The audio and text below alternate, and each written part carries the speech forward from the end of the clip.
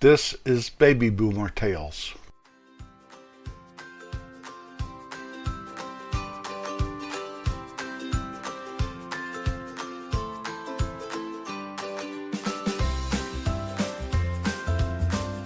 Hello, my name's Jim. Welcome to our podcast. You can find out more about us at babyboomertales.com. Once you've landed at our webpage, there are links to our podcast, different places like Apple Podcasts, Spotify, iHeartRadio, YouTube, and more. You can really get to know us a little bit there on our webpage. There's links to our Twitter page, our LinkedIn page, our Boomers General Store, our Shop Tales on Amazon. So there's pictures there showing that country I talk about so much in north central Colorado, Rocky Mountains, and in northeast Kansas. Well, I just had my 75th birthday here the other day. 75 years old. Amazing. If I had known I'd live this long, I'd have taken better care of myself. Isn't that what they say? Well, I've been pretty fortunate. I have taken care of myself for about, 50 of those years. But there was 2 or 3 years I just did not even a little bit. In fact, it's just the opposite. It's like I almost was self-destructing. But those days are behind me. They're so far in my rear view mirror, I barely can even tell what they are anymore. Now, even though 75, I may be older than most of the population, but I have classified being old as 80. So I'm not old yet, but I'm definitely in the winter of my life. I've split those up into 4 equal parts of 25 years. So spring is up till you're 25 years old. Summer's till you're 50, about 26 to 50. Fall is 50 to 75. That's my favorite time. But now I'm in the winter, and right now it's warm and sunny and really no snow. All that will change. I know it will, if I live long enough to experience it. My plan is to live to be 100 and not just some vegetable sitting over there in the corner of the nursing home. I'm planning on doing pretty darn good. I know I'm slowing down, and I'll get slower, but what the heck? Gotta have a plan, right? Me and my plans. Talk about getting slower, it's also a little harder on my knees. Get down on my knees, and anymore they kind of hurt. Now, I have a lot of friends that have had knee replacements and hip replacements, stuff like that. I haven't had any of that, but I have noticed in the last year my knees are a little different than they used to be. Maybe I need to grease them up. My sleep patterns are crazy nuts as I've gotten older. Today I woke up about 6:30, but there's many a day that I get out of bed at 4 o'clock in the morning. But you always have to have a plan, and my plan when I go to bed at night is to wake up and get out of bed at 8 in the morning. I accomplish that once in a blue moon. I really don't know if I like it or not. I like getting up in the morning, especially when it's dark, and kind of drinking coffee and being by myself. House is quiet. I try not to wake my wife up when I get up. I do a pretty good job of that, I do think. But as I get older, I find that I am getting crankier.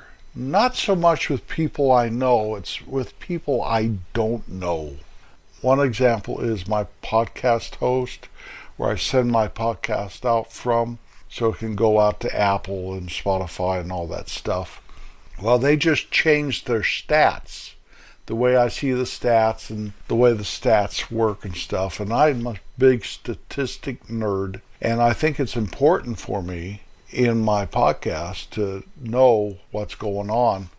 Well, they've made it so it's difficult, and I wrote them a letter, an email, and I told them that whoever came up with this, the genius that came up with all this, ought to be reprimanded. And I went on and sent it to them and some guy with a name that sounded like he was on the other side of the world responded to me, and he showed me how to access that stuff easily, because some of that stuff I couldn't figure out where I could see the stat that I needed to see. And so instead of apologizing for being a crazy old coot, I just thanked him very much, went on my way. I'll get used to these stats, I know I will, and then someday they'll change them up again. That's the way things are. Another place that I caught myself, and I didn't respond, but I used to sell a lot on Amazon. Now I'm an Amazon influencer, and you'll see that on my Baby Boomer Tales Facebook page.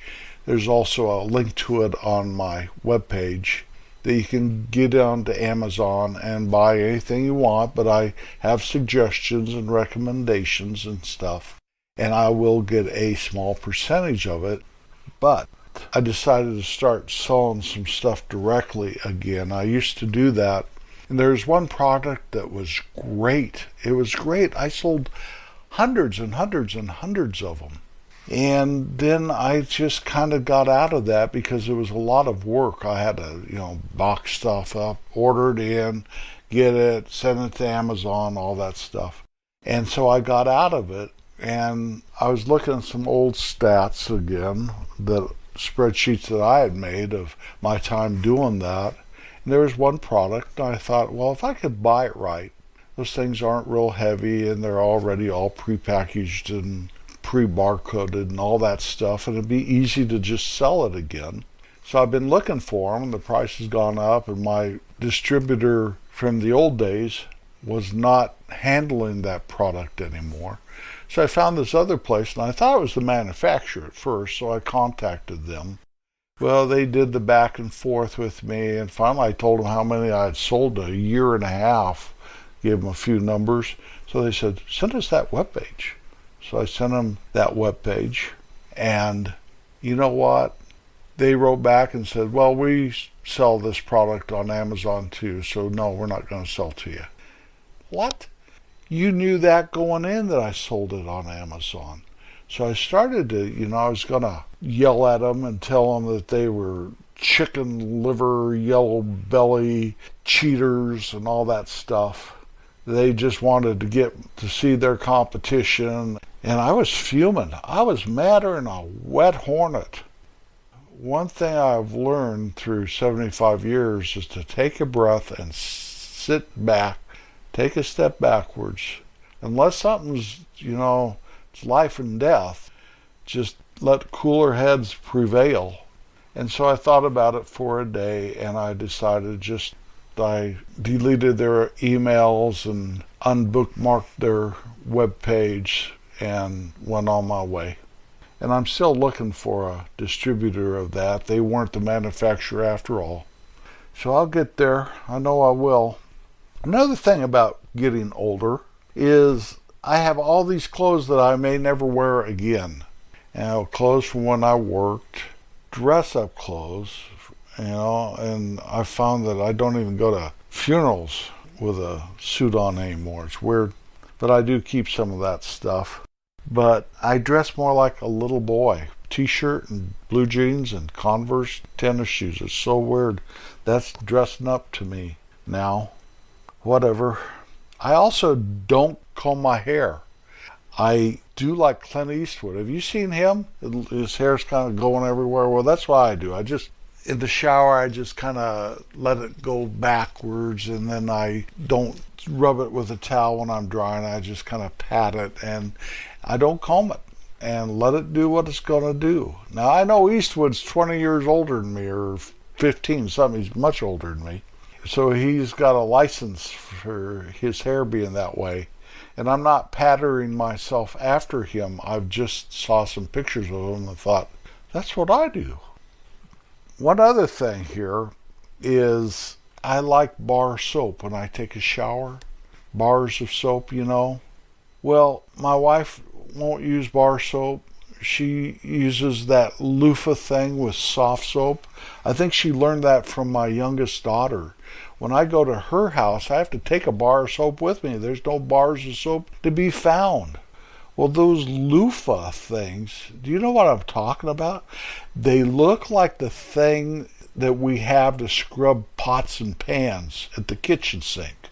That's what those look like. And I guess you pour your soft soap into it, where a bar soap will last me months. The soft soap will last you a week doing that. Big old expensive bottle of soft soap. Now we use soft soap at the sinks to wash our hands. I don't have a bar of lava there anymore, any of that stuff. So am I getting old? Yeah, I'm getting old. Getting older. I'm not old. I'm not 80. And when I'm 80, I might push that up to 85. I don't know. Let's move on. I hope I didn't bore you with all my stuff. This is what I'm talking about today, though. That must have been the monologue that I soap and older and all that stuff. When I was a baby, my parents had me baptized at the Presbyterian Church. That's where we went. And I don't remember it. I was a baby. But I've seen babies baptized in the Presbyterian Church. And it's not just the Presbyterians, okay? I'm not picking on a denomination or anything. But the preacher holds you, and I know with the Presbyterians, the preacher wears a robe. And they hold the baby and then they sprinkle them. Maybe the parents hold the baby and they sprinkle them with some water out of a special water dish. I'm not trying to make fun of anything, because I know there's a lot of tradition that goes along with all that stuff. But that was my first being baptized. When I was 28 years old, my wife started going to a Baptist church across the street from the new place where we bought. We were just newly married, no kids, no nothing. And she told me, she always told herself she was going to start going to church once she got married and settled down, because she was kind of a wild child. And I kind of made fun of her, but the preacher, Floyd, was a nice guy. He is a nice guy, and I got to know him and stuff. I ended up getting saved and getting baptized at the Baptist church across the street from where we lived. And Floyd, you had to know him. Besides being the nicest guy in the world, he wasn't very tall, and he was about as round as he was tall. Okay? It wasn't odd on him to see Floyd like that, but I'm much bigger than him. And we get into this baptismal where they dunk you, they get you underwater to baptize you, and not sprinkle you as a baby. You have to be an adult of at least where you're responsible for your declaration of faith. And Floyd went to dunk me under, and I'm so big and he was not as strong, and he couldn't get me all the way down. Now he could have, but he wouldn't have been able to get me up. I know what he's thinking. He couldn't get me up, so he just kind of stood me back up and, what? Am I done? I'm not even wet. My head's not wet. My hair's not wet. So when he was praying for me afterwards, I was splashing water all over my head and my face and stuff. And that always bothered me for years, that really, if I don't think that you should be baptized when you're a baby, or that doesn't really take, and I go to try to get baptized now and he doesn't get me all the way under, and what in the heck? And that bothered me for years and years. Well, about 30 some years later, Kim and I took a trip to Israel, and part of the tour we were on went to the Jordan River, and you could get baptized there in the Jordan River. So there was a bunch of us, and we looked like you had to put this little white robe on. It was more like a sleeper thing. But we all traipsed into the Jordan River, and the preacher baptized each and every one of us. And they got me under and dunked me under, and by golly, I got baptized same place old John the Baptist baptized Jesus. I mean, not the same spot, but the same river. And so that's done. Now I don't have to, wonder if I did or not.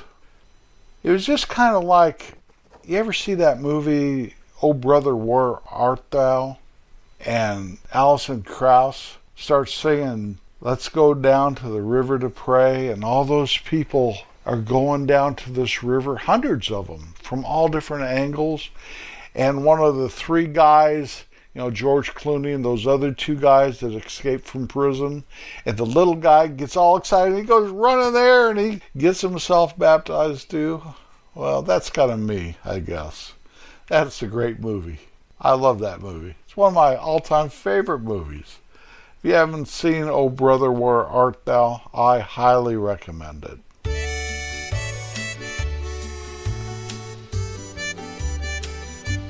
Our song of the week is Down to the River to Pray by Alison Krauss. It's from the movie Oh Brother, Where Art Thou, just like I said.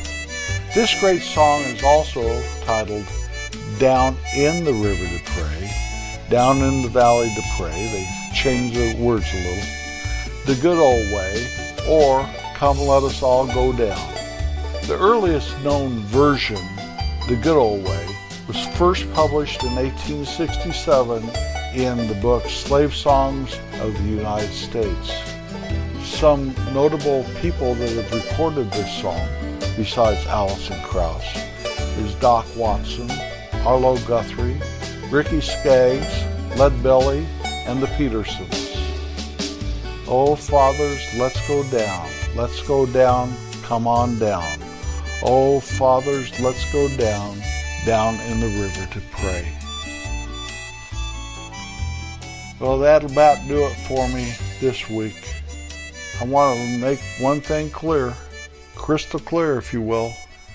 I do not mind growing older. A lot of people I know did not get that privilege. Enjoy every moment of life, through the good times and the hard times, and always, always be kind. I'll be back next Wednesday. I wish I could say guaranteed, but that's my plan. Peace out.